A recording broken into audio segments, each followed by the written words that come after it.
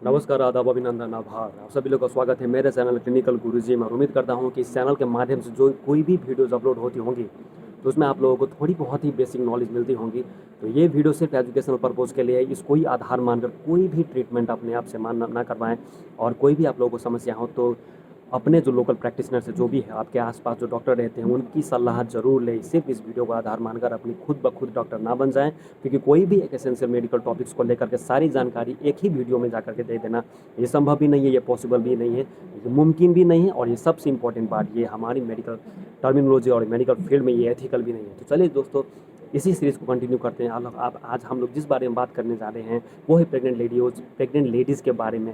उनका जो antenatal checkups इतनी बहुत इंपॉर्टेंट क्यों हैं, और क्यों इस चीज़ को इग्नोर बिल्कुल भी नहीं किया जा सकता है। कौन सी एसेंशियल बातें हैं जिनमें इस बातों का एंटीनेटल चेकअप के अंदर तो बहुत सारी ऐसी बातें आती हैं जो कि इस सिर्फ सिंगल वीडियो में बना करके या बता करके संभव भी नहीं है, पॉसिबल भी नहीं है।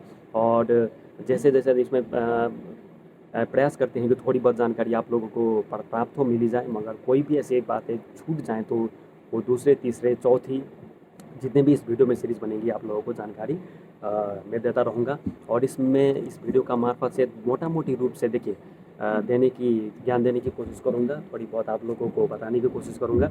देखिए, वैसे तो प्रेगनेंसी जो होती है कंप्लीटली वो first trimester, second trimester, third trimester में डिवाइडेड होती है। एक ट्राइमेस्टर 3 महीने की होती है, तो 3+3+3 टोटल 9 मंथ्स की होती है।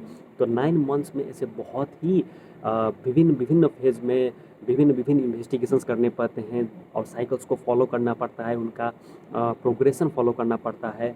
हर एक साइकिल में अलग अलग किस्म की समस्याएं उत्पन्न हो सकती हैं। तो हर एक साइकिल का एक लीड, एक ट्रीटमेंट प्रोटोकॉल, एक फॉलो प्रोटोकॉल अलग अलग होती है। तो ये बहुत ही लंबा हो जाएगा और मैं टिपिकल एक ही साइकिल के बारे में आज बात भी नहीं करूँगा, उसका डिटेल में भी नहीं जाऊँगा। वो दूसरे तीसरे वीडियो में आप लोगों को बताऊँगा। मगर मोटा मोटी रूप में फर्स्ट मंथ से 9 मंथ में क्या क्या होती है, तो इस साइकिल के दौरान कौन कौन सी एसेंशियल ऐसी चीज़ें हैं जिनको आप लोग इग्नोर बिल्कुल भी नहीं कर सकते। और मैं फिर आप लोगों को फिर ये बात बता दे रहा हूँ कि ये वीडियो सिर्फ एजुकेशनल पर्पज़ के लिए है। इसको ये आधार मानकर कोई भी ऐसी मेडिकेशन या कोई भी ऐसा कोई ट्रीटमेंट ना ले। वैसे तो मैं मेडिकेशन इस वीडियो में बताऊँगा भी नहीं, क्योंकि मेडिकेशन दे करके डोज बता करके आप लोग ले लें, ये थोड़ा एथिकल भी नहीं होता है। आप इसकी जानकारी, इसकी विस्तृत जो नॉलेज होती है वो आप लोग अपने लोकल जो आपके ऑप्स और गायनिकोलॉजिस्ट हैं जो कि एक प्रोफेशनल कंसल्टेंट्स हैं उनसे ही लें। तो देखिए, जैसे प्रेग्नेंट लेडी होती है, इसमें तो या तो प्राइमरी ग्रेविडा होगी और मल्टी ग्रेविडा होगी। ये दोनों टेक्निकल टर्म है, इनके बारे में मैं आप लोगों को समझा रहा हूँ। प्राइमरी ग्रेविडा मतलब जो पहली बार माँ बनने वाली हैं, और मल्टी ग्रेविडा जो पहले माँ बन चुकी हैं, जो कि सेकेंड टाइम या थर्ड टाइम प्रेग्नेंट हुई हैं। तो जो स्पेशली जो प्राइमरी ग्रेविडा है उन पर और विशेष तौर से ध्यान देनी पड़ती है। और जो मल्टी ग्रेविडा है उनका पास्ट ऑब्स्टेट्रिक हिस्ट्री, मतलब पिछली बार वो जो प्रेग्नेंट हुई थी और पिछली बार जब उन लोगों ने डिलीवर किया था उस टाइम में कोई भी उन लोगों को तकलीफ हुई थी कि नहीं हुई थी, कोई भी ऐसा कोई मेडिकेशन जो है था कि नहीं जो वो लोग खा रही थी अपनी कंप्लीट प्रेगनेंसी के दौरान, कोई भी उनको एडेमा की समस्या थी कि नहीं। मतलब जो एडेमा कहने का मतलब जो पूरी बॉडी में जो स्वेलिंग और सूजन हो जाती है वो प्रेगनेंसी में कुछ हद तक आम भी मानी जाती है, मगर ज़्यादा बढ़ जाए तो उसमें एक ट्रीटमेंट प्रोटोकॉल भी फॉलो करनी पड़ती है। कोई बीपी मेडिकेशन जो हाइपरटेंसिव जो कि हम लोग जेस्टिशनल हाइपरटेंशन बोलते हैं, उसमें कोई भी मेडिकेशन वो लोग खा रही थी कि नहीं खा रही थी। इक्लैम्सिया का कोई हिस्ट्री था कि नहीं। इक्लैम्सिया कहने का मतलब वही है कि जो कि प्रेगनेंसी के generally last trimester, third trimester में बहुत ही ज़्यादा बीपी बढ़ जाना, उसके कारण माँ को झटके आने लगते हैं, जो कि मिर्गी, जो कि नॉर्मल लैंग्वेज में बोला जाता है। और उसके कारण बच्चे की डेथ भी हो सकती है और माँ भी उसमें एक्सपायर कर सकती है। तो उसमें बहुत ही स्ट्रिक्ट गाइडलाइन और प्रोटोकॉल फॉलो करनी पड़ सकती है।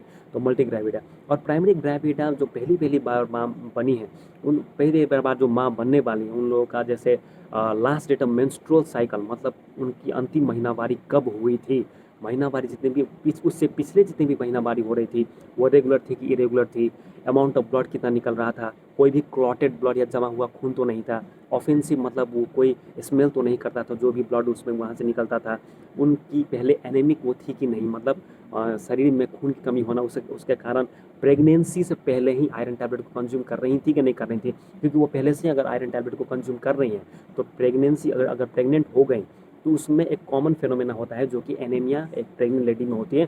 क्योंकि जब एक फीटस ग्रो करने लगता है यूटेरस में तो उसको भी ब्लड सप्लाई माता के शरीर से ही उसको भी जाता है, तो उसमें अबंडेंट ब्लड होना जरूरी है। और इसमें हेमोग्लोबिन कॉन्सेंट्रेशन अगर हीमोग्लोबिन की मात्रा माता के शरीर में कमी हो जाए तो एनीमिक हो जाती हैं। अगर वो पिछले से ही है तो और भी ज़्यादा ध्यान देने की ज़रूरत है। और इसके अलावा वेट जो प्रेग्नेंट लेडी के है वो कंटिन्यूसली हर एक मंथ में प्रोग्रेसिवली इंक्रीज हो रहा है कि नहीं हो रहा है, कांस्टेंट तो नहीं है, कोई कांस्टेंट होना ही नहीं चाहिए, ठीक है। अगर कंटिन्यूसली इंक्रीज हो रहा है, प्रोग्रेस हो रहा है, और अगर प्रोग्रेस नहीं हो रहा है तो तुरंत अपने जो कंसल्टेंट हैं आप लोगों के लोकल वहाँ पर जाकर देखें। और उसके अलावा बीपी भी कंटिन्यूसली मॉनिटर करें। बीपी तो कोई बहुत ज़्यादा हाई तो नहीं आ रहा है, 140/100 इससे ज़्यादा तो नहीं आ रहा है, ठीक है। या कोई फैमिली हिस्ट्री में ब्लड प्रेशर तो नहीं है, या उनके कोई भी सिस्टर्स और सिबलिंग्स थी जो कि प्रेग्नेंट हुई थी, उसमें कोई ब्लड प्रेशर की समस्याओं के कारण कोई भी ऐसी दुर्घटना तो नहीं हुई है। अगर ऐसी हुई है तो इसमें और भी ज़्यादा ध्यान देने की ज़रूरत है, और कोई भी ऐसी समस्या को अपने तुरंत फिर अपने लोकल लेवल के कंसल्टेंट को ज़रूर दिखाएं, ठीक है। और इसके अलावा कोई भी ऐसी मेडिकेशन, जनरली देखिए एक कॉमन बात बोली जाती है जो कि प्रेगनेंसी साइकिल में बहुत ही एसेंशियल, वो क्या बोली जाती है, प्रेगनेंसी में कोई भी मेडिकेशंस कंज्यूम करने के लिए नहीं बोली जाती है अनटिल एंड अनलेस आप लोगों को कंसल्टेंट ना बुला जाए। यहाँ तक कि एस्प्रिन, पैरासीटामोल, कोई भी ऐसी मेडिकेशंस बिना डॉक्टर की सलाह के प्रेगनेंसी के साइकिल में मत लें, क्योंकि वो आप खुद अपने शरीर में नहीं ले रहे हैं। उस मेडिकेशंस का बहुत ही ज़्यादा एडवर्स इफेक्ट जो फीटस पे भी पड़ सकता है, जो कि वो प्रेग्नेंट लेडी के अंदर ग्रो कर रहा है।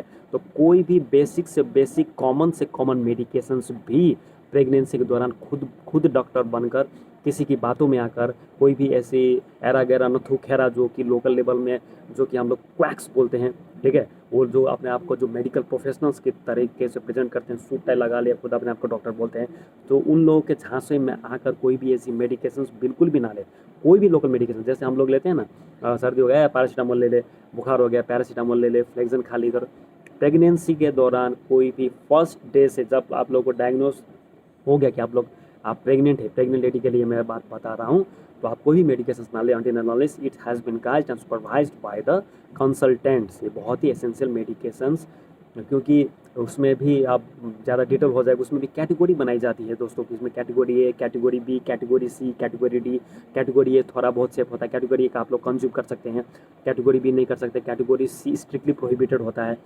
तो ऐसे ब्लैक वार्निंग्स दी जाती हैं जो कि नॉर्मल आदमी को पता भी नहीं होंगी, वो सिर्फ कंसल्टेंट लेवल के आदमियों को पता होती है, कंसल्टेंट लेवल के डॉक्टरों को पता होती हैं, और उनको ही जानकारी होती है कि कौन सा मेडिकेशन कंज्यूम करनी चाहिए, ऐसी समय में कौन सा मेडिकेशन कंज्यूम नहीं करनी चाहिए।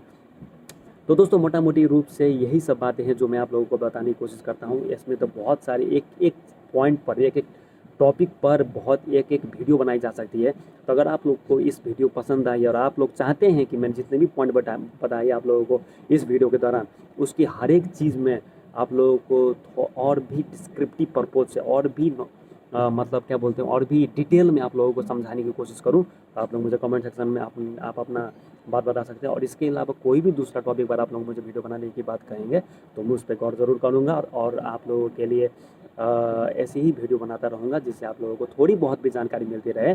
और ये मैं तीसरी बात बता रहा हूँ, ये वीडियो का आधार मानकर कोई भी मेडिकेशन इधर उधर या खुद डॉक्टर ना बन जाए। कोई भी समस्या आए तो अपने लोकल लेवल के गवर्नमेंट हॉस्पिटल हो, प्राइवेट हॉस्पिटल, जहां आप लोग कंफर्टेबल हैं वहां पर कंसल्टेंट से जाकर सलाह जरूर लें। धन्यवाद।